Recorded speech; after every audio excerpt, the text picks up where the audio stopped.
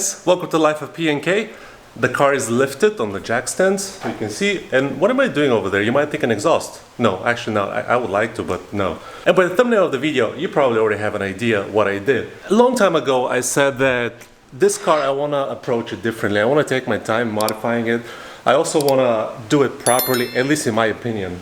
The car has a lot of power as it is from the factory, a lot of power to me or to my standards. A lot of you might disagree, a lot of you are always power hungry, whatnot, but I wanted to set this car the way I wanted it to be for a long term.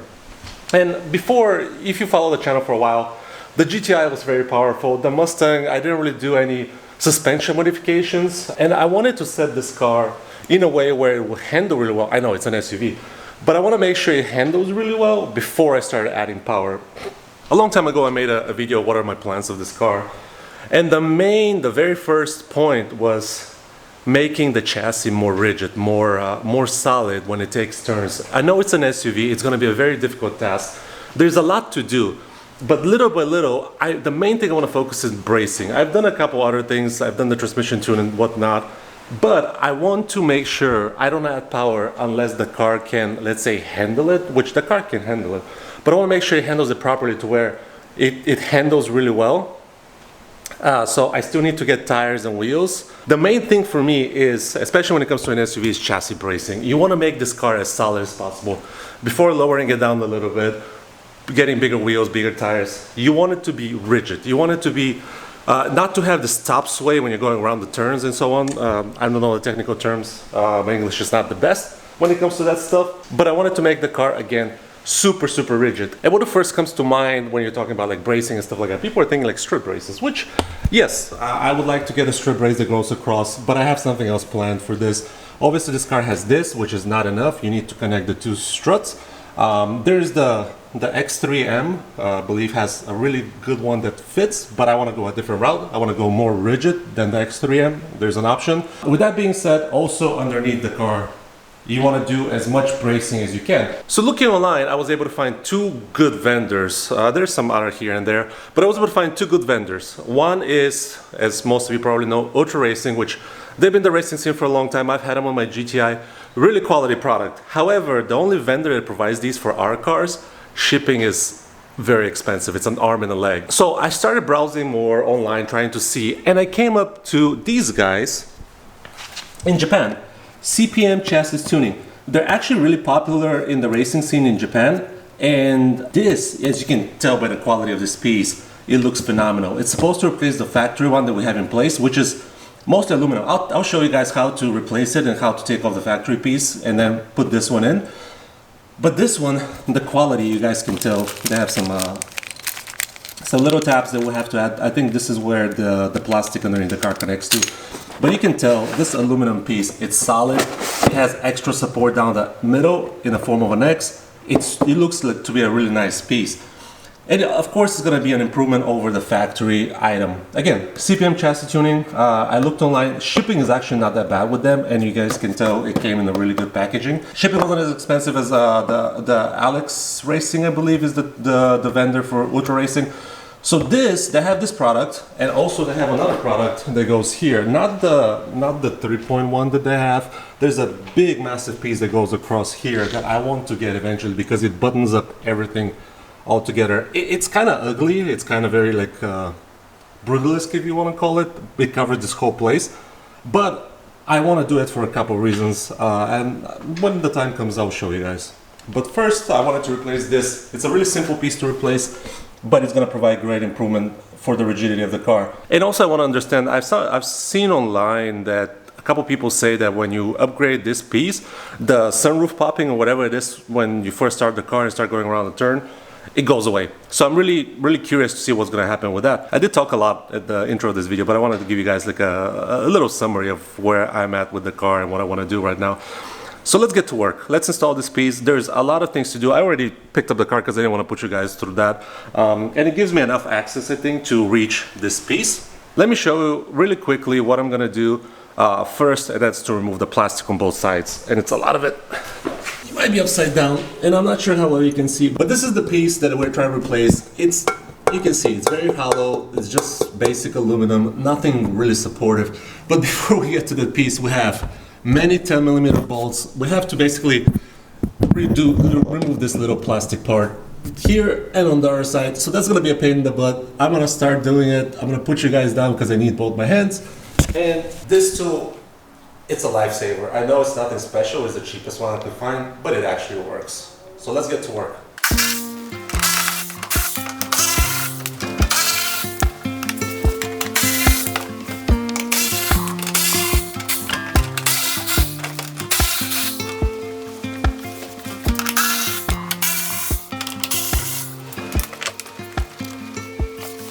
And really important, there is a 10mm right here that holds the whole plastic too. So I hope I don't have to remove the wheel. I really hope not. I think I'll be able to do it with this. Or maybe not. I have to do it by hand, I guess. Yep, I had to use this guy right here to give me enough space, because I don't want to take the wheel off, and it's not that bad. Oh, hold on. There's one more back here.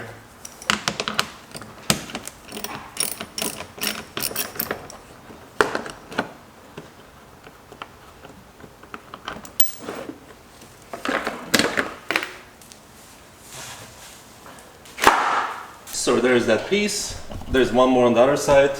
Here are all the little 10mm screws. So by the power of editing, I'm gonna do the other side. I'm not gonna waste your guys' time with that or fast forwarding, whatever. And I'm gonna go back to removing the actual brace. And actually, let's take a look real quick.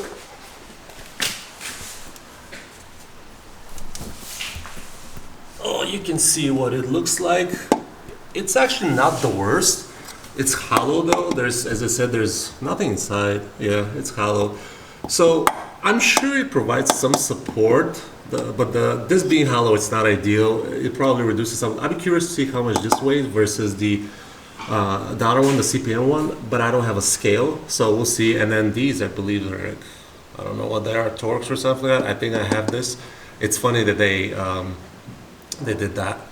Just, you couldn't use regular bolts anyway. But again, hollow, we're gonna take this off. So basically, I'm gonna remove the other plastic part. I'll be back. 2,000 years later. So the plastic is all removed. You can see the little plastic fuel tank that we have here. Pretty cool, actually. So I need to find what tool is for this, and I actually don't have the proper socket, which is unfortunate. Leave it to BMW to use some normal bolts, I'm guessing, for this. And for this, we'll have to reuse these bolts as well, so we have to be careful not to strip them. What I found to fit best is this 5/16 socket, and I think this will work. So let's start removing the bolts. There you go. Works like a charm, and didn't even damage the bolt. I don't know if you can focus. So this is good, positive. 5/16.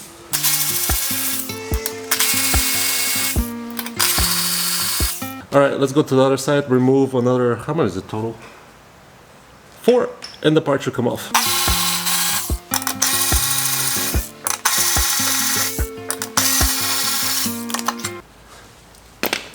And as you can see, the part is not very heavy. I can hold it with just one hand. Nothing special about it. So let's go compare. So what do we have here? The factory part and the CPM part.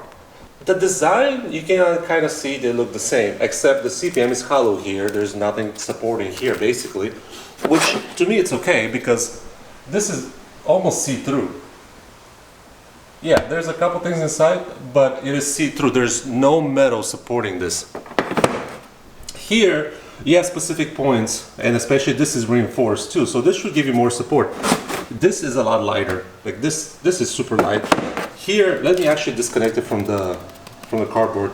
So this one I can lift with one arm, no problem, with one hand.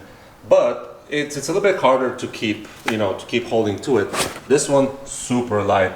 So if weight for you is a concern, the stock one is a lot lighter. I would say probably, I don't know, 20-30 grams or so. I want to measure it too. I don't have a scale, but I would like to know how much this weighs versus how much this. Because this is super light. You can, I can basically do this with it.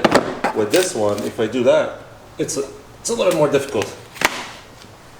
And only in Florida, it's super sunny outside and it's raining at the same time, or it was, and then it stopped, and now it's sprinkling. But you know, what else are the differences? This is not hollow, as I said. It's a full aluminum piece altogether with the supporting bracket. This is hollow. But anyway, I said hollow, super light, not hollow, more rigid, should provide more support, heavier though. So this is kind of like the sacrifice you do, you lose. I mean, obviously, a little bit of weight is not going to really impact your car at all, but that's what you want to keep in mind. I just think this is a lot better product than the factory one. Oh, what else? What we have to do is they provided this little hardware, and basically will take place of these little tabs here. So instead of them, you know, extending the piece for the tabs, they provided these. So you have to do is put them here, here, and here. So and then you have to transport these little clips. So your little balls that you removed, your little screws would, you know, attach to the car, and the plastic will be okay. Without that being said, let me do this real quick. That should not take long, and then we can install the piece and take a look how it looks. And for this, it's just a basic screw.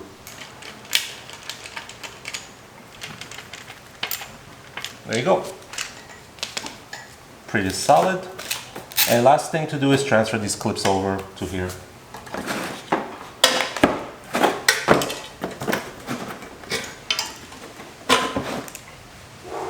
And they should just clip in place.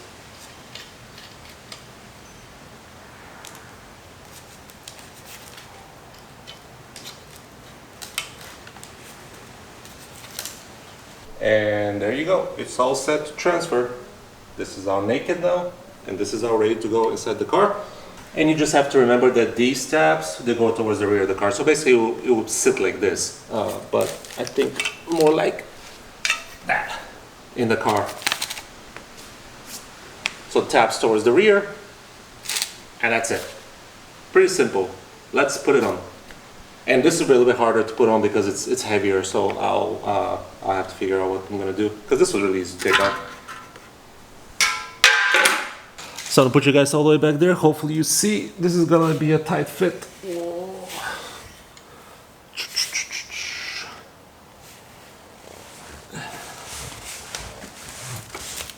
So first what I'm going to try to do is do the 3 bolts. Should be pretty straightforward. As a little support, I'm not going to tighten them up all the way just yet.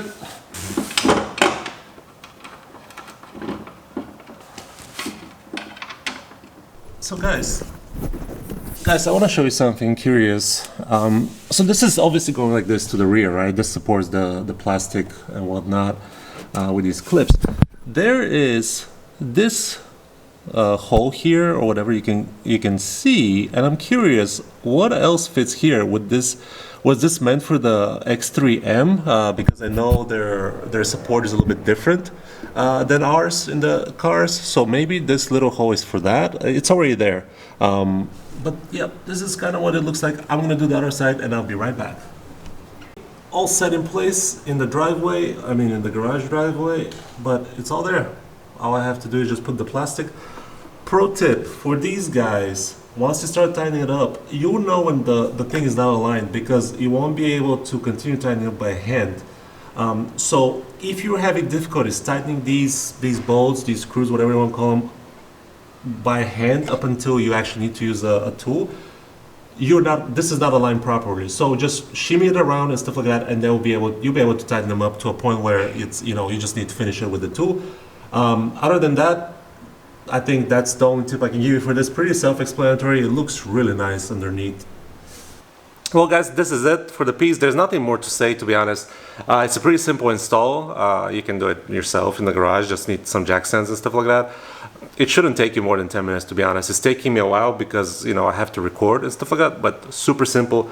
The CPM quality, phenomenal. I would say the product is really good. I'm very curious to use their strut brace because I think it's gonna be the best on the market, even though it's super ugly. So whoever cares about aesthetic on their car and not function, and also I think it's gonna put the whole front together, because it's a really one solid piece across the whole engine, which to me looks really good.